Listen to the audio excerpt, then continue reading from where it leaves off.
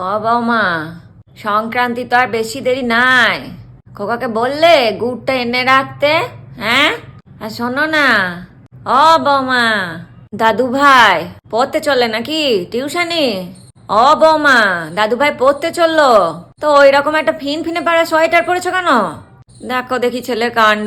ও বৌমা, ছেলেটাকে একটা মোটা সোয়েটার বার করে দাও না, হাওয়াটা লাগাবে, দিয়ে খক খক করে কাশবে তখন।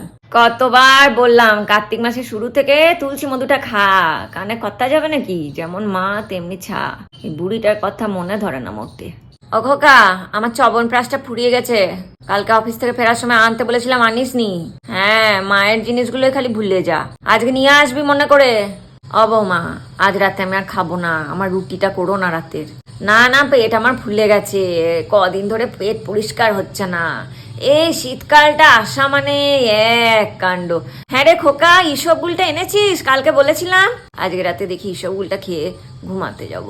হ্যাঁ শোনো না, বড় জোর যদি খিদে পায় একটু খই খেয়ে নেবো। হ্যাঁ, এ দাদু ভাই দেখো তোমার চশমাটা কোথায় রাখলাম, খুঁজে পাচ্ছি না, কাগজটা পড়বো ভাবছি কখন থেকে।